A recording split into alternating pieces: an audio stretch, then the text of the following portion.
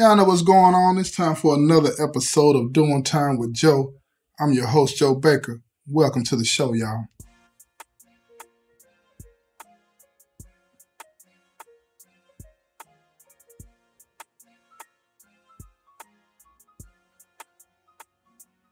And check this out, y'all. I'm going to pick this story up. I was telling a story about this guy named Kendrick yesterday, right? How his daughter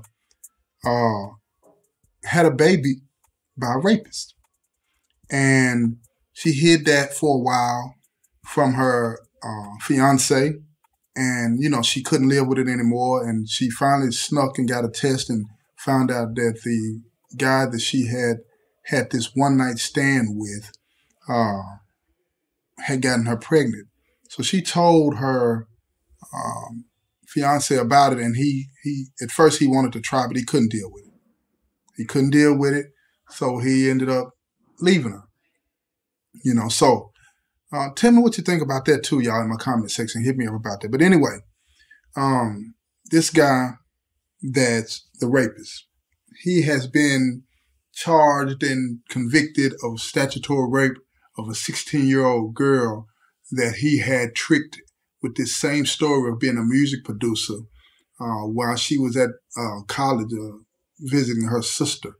And they got caught having sex in the back of his car. They called the police. The police came and they arrested him, so on and so forth, right? But here's the thing.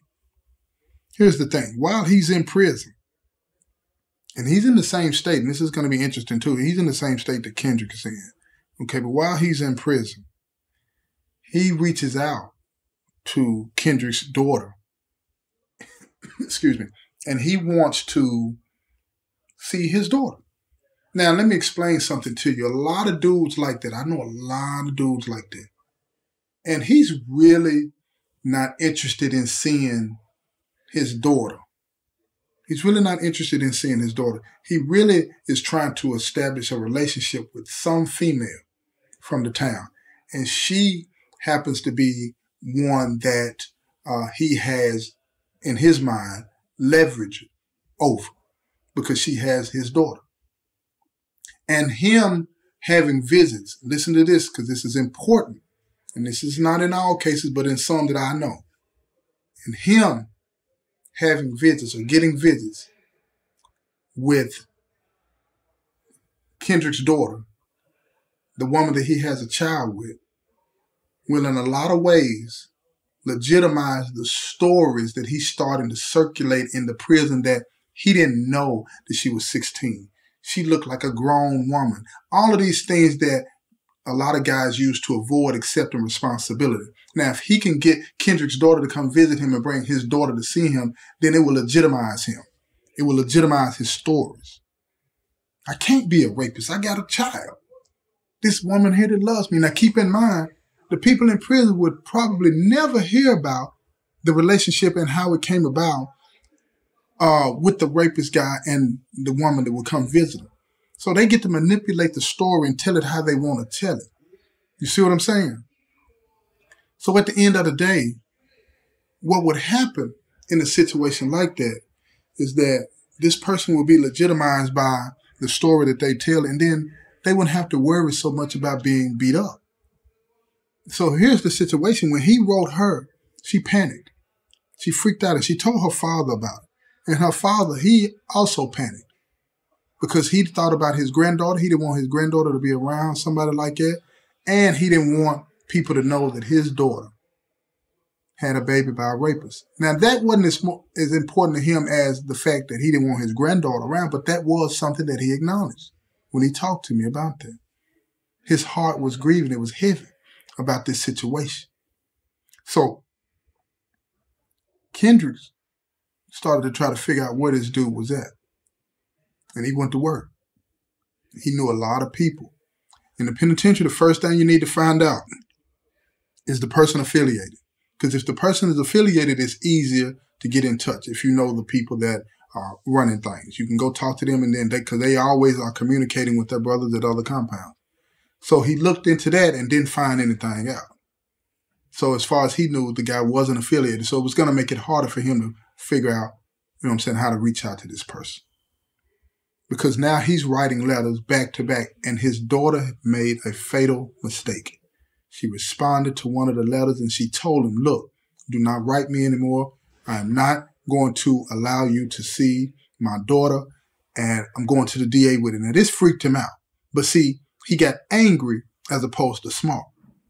And he wrote her back and he told her, I have a right to see my child, this and that. So Kendrick's daughter listened to what Kendrick said, and she called the DA and she talked to the DA. And the DA said, look, what I can do is block him. We got to go to court, but we can block him from seeing his daughter because he's he raped a minor. So we can go to court and stop that. But I would need you to come to court and tell what happened.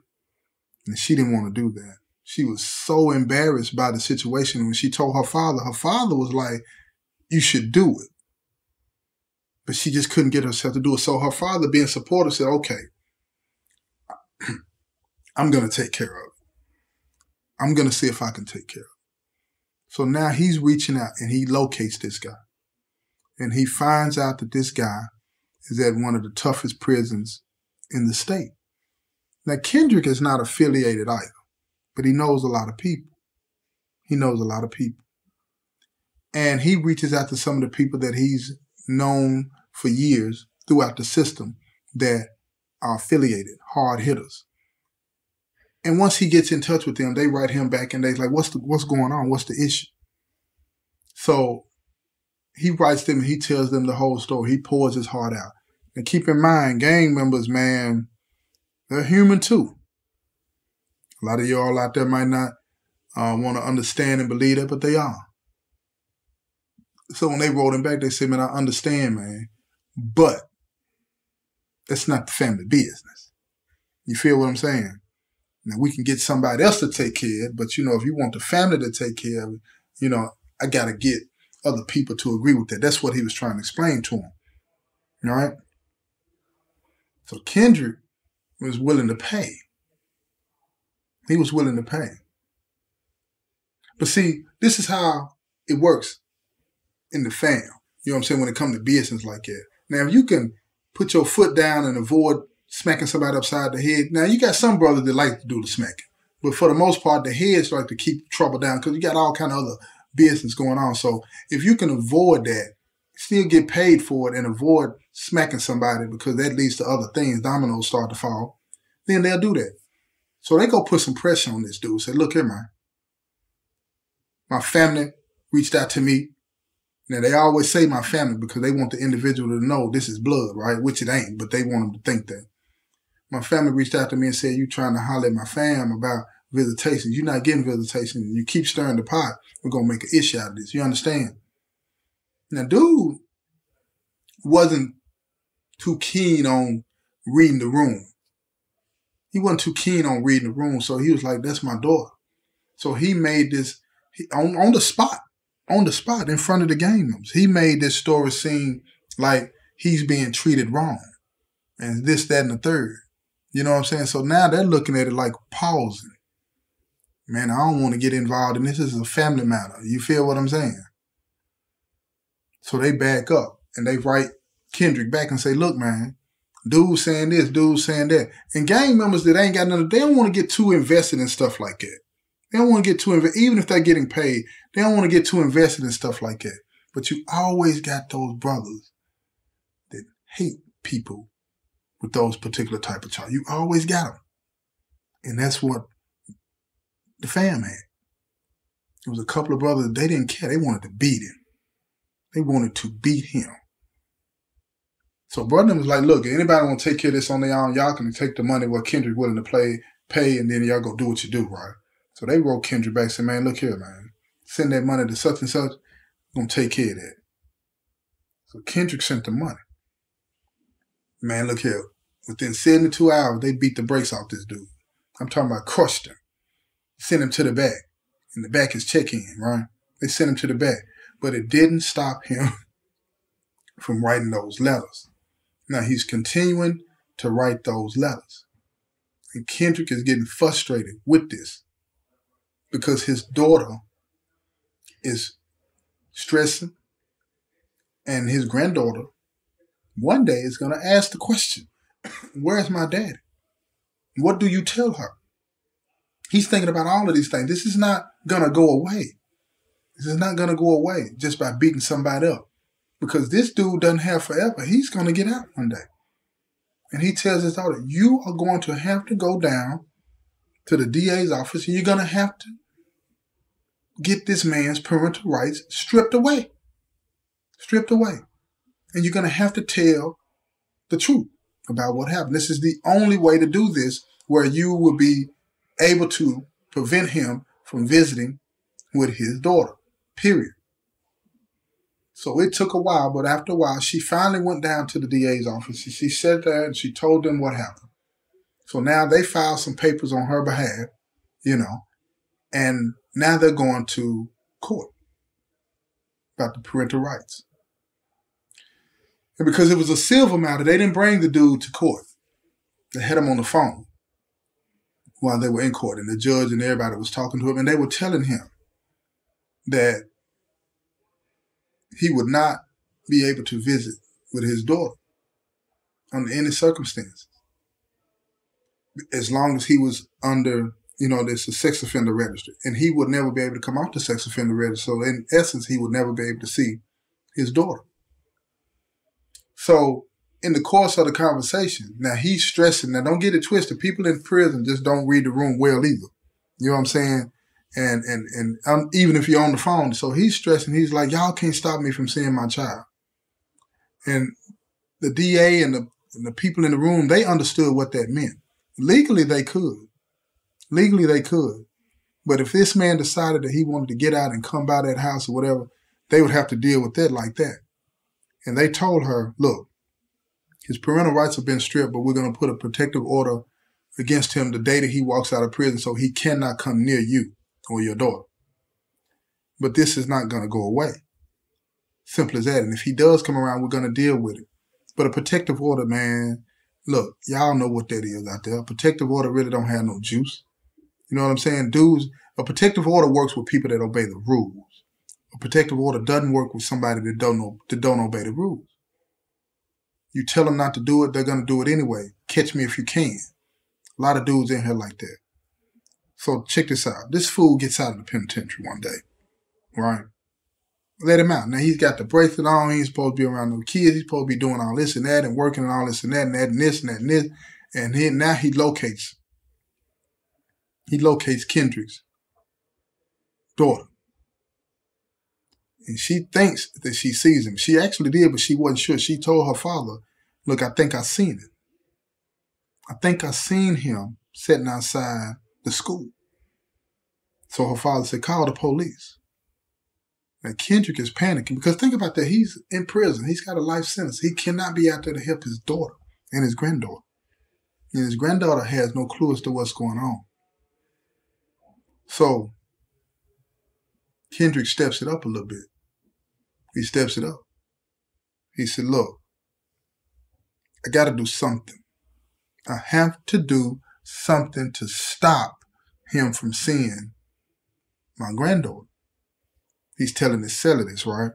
And his seller said, look, man, get rid of that fool. And Kendrick said, I can't do that. If I do that, I'm never getting out. I'm never getting out. So he said, I got to figure out something.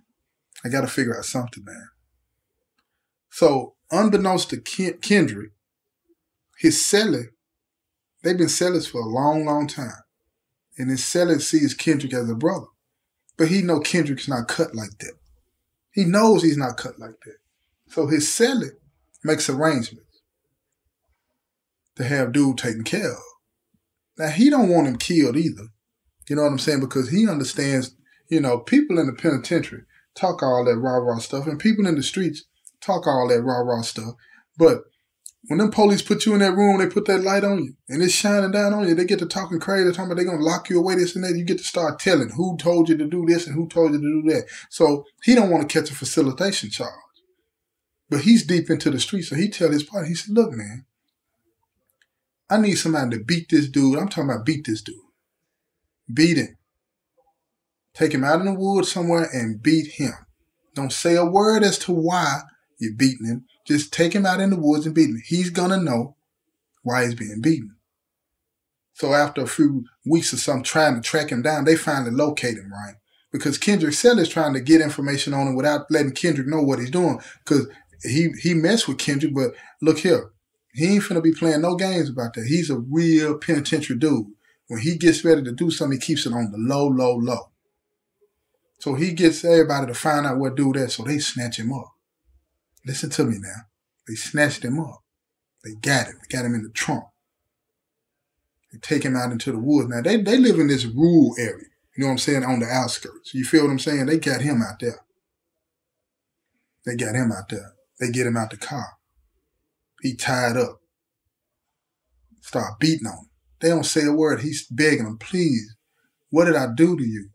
Do I know you? I don't know you. And he's apologizing for what he don't even understand that's going on. He said, I'm sorry if I did anything to you, anything to anybody in your family. I'm sorry, I'm sorry. They never said a word. They masked up, though. They masked up. They just beating him and beating him and beating. And one thing about when you're beating somebody like that, you never know when you're going to hit them too many times or too hard. You never know.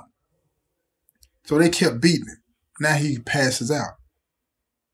One of the dudes threw some water on him. He had a bottle of water, right? He poured the water on. Dude, wake up.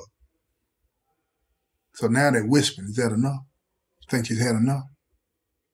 You think it's enough? And then one of the dudes kicked him, knocked him back out. Yeah, now it's enough. They untie him, so when he wakes up, he can leave and get back to town on his own. So they leave. They get on down. They let Kendrick Sellers know that, look, it's taken care of, man. They get their little bread. They roll on. Now, guess what happened with this dude? This dude go to the police. He say that Kendrick had somebody beat him. Now they can't just ignore that, so they investigate. They investigate. They go out to the prison. They talking to him. He said, I don't know what's going on, this and that. And he says, he tells, the rapist dude told him all kinds of crazy stories, you know what I'm saying, that what he did, this and that. And he's trying to use that as leverage. He's trying to use that as leverage against Kendrick's daughter. You let me see my child, and I won't pursue this. Now, they haven't charged Kendrick yet, but he's talked to his daughter about it, and his daughter is feeling bad because she thinks her daddy did it, but her daddy didn't do it. Her daddy didn't do it. So she said, let me think about it. She said, let me think about it. She's really giving some consideration to allowing her daughter to see this dude because she don't want to see her father. She believes her father has done this on her behalf and on her granddaughter's behalf. And her father tells her on the phone, don't do that. I'm not worried about it. If they charge me, I'll beat it. If I don't beat it, it don't matter. But you don't agree to that. You don't agree to that. Now, she tells the DA what's going on because the DA is aware of what's going on. Now, it's two different counties, but the DA has been made aware of what's going on, right? So the DA tells his, look, will you wear a wire? Now, she don't really want to do that because, you know why. She don't want to do that. She don't want to look at it like that. But so she talks to her daddy, Kendrick, and Kendrick said, you gotta put the wire on and get him on tape like the DA wants. Wire up the phone, everything. So they get in a conversation and she says, let me meet you first. She got the wire on. The police are sitting out. They listening. They sitting in a little place where they can, see. So they're watching from a distance. And they're hearing this dude talking to Kendrick's daughter about, why you making this so difficult? All I want to do is see my daughter. I know your daddy had this done to me. And she's saying, no, my daddy had nothing to do with it. And then he says, I don't care if he did or didn't. That's what I'm saying to them. And she said, so you didn't even see who did it? No, I did not. He's saying all of these things. And so my daddy, these dudes didn't say my daddy's name or nothing. He said, no, they didn't. Because that's what he had told the police, that they had said Kendrick's name. That's the only reason they went to him. He told them, leave Kendrick's daughter alone. He never said, those guys never said that. They never said that. So now they're getting all of this on tape. And they're listening. She's getting angry while she's sitting there. You know what I'm saying? And she calls him a piece of crap and all this and that. But she's going off on him because she knows now, she sees this dude for who he is. Now, he's much old. This man is in his 40s, y'all. He's in his 40s. Pitiful. And he's trying to continue to manipulate his way into people's lives like that. Now, he's got her all riled up and upset because she thinks that her father is being falsely accused now because she thought he had done it. So these guys had nothing to do with her father, but she knows her father must have had something to do with it. She doesn't have a clue, but at this point, she don't care. She leaves. They get the tape. The police bump down on him. They arrest him, filing a false police report. You know what I'm saying? They lock him up. They lock him back up. Now, while he's in jail, he ends up in a fight with some dudes in the county that don't know Kendrick, don't know nothing about him, but they know he's a rapist because it's hard in here for rapists. They whoop him bad, send him to intensive care. He don't make it. He don't make it. Now, when word gets to Kendrick's daughter, she breaks down and she starts to cry. She didn't cry for him. It was a cry of relief. Now, she's not a bad person at all. She's not a bad person at all. But she got caught up in a bad situation because she made a decision in a moment of anger that produced a child that she loved dearly, but also made her life a living hell because this dude was relentless in trying to see this child. So when she was talking to her father and telling her father what had happened, because the DA had let her know what happened, when she was telling her father what happened, her father was silent on the phone. What do you say? He wasn't happy that another life had been lost to this world in that violent way, but he was happy that his daughter wouldn't have to deal with that anymore. What do you say? And he said like a father, he said, everything's going to be all right now. Everything's going to be all right. Because he didn't want to rejoice in another man dying. But he did want to rejoice in the fact that his granddaughter would grow up in peace. That his daughter would be able to live her life in peace and move on. So let me say this to y'all. See, a lot of people out there don't believe that you're held accountable for the decisions that you make if you don't get caught, if you don't go to jail, if you don't go to prison, stuff like that, right? But I've come to learn that that's not true. Accountability is not just being caught by the authorities or being caught by somebody for doing something. Accountability is the outcome of the decision that you make. She made a decision out of anger to have sex with somebody, right? By her having sex with this person, right? In that way, under those circumstances, not knowing what's going on, right? A whole lot of dominoes begin to fall. A whole lot of dominoes begin to fall. The decision she made created an outcome that would affect her for the rest of her life, whether anybody else knew. It wasn't about her going to jail. It wasn't about her telling anybody or everybody her business. The outcome, the things, the consequences that came with that decision that she made that night in the backseat of that car were heavier than her going to jail or going to prison or her fiance finding out. All of that was heavier than anything that could happen to her if a person did something and went to prison. See, because a lot of people think that if you don't get caught, then it's okay. No, it's not. You don't have to get caught to be held accountable. Because there's a power higher and greater than the courts that holds us all accountable. And that's the point that you need to remember. We're all held accountable no matter what. No matter what. Because the consequences of every decision you make is what accountability is really about. the consequences that come from that. You do something that's not virtuous, guess what happens? Something non-virtuous is going to happen. You do something that's virtuous, guess what happens? Something virtuous will happen for you. Remember that. Remember that, y'all. Now look, y'all check out my book, Rivals. It's in the description portion of this episode. And I'm going to keep on saying it until it comes out. My movie's coming out, y'all. Rivals, the anime, it's coming. Check that out. This has been another episode of Doing Time with Joe. I'm your host, Joe Baker. And I say peace, y'all.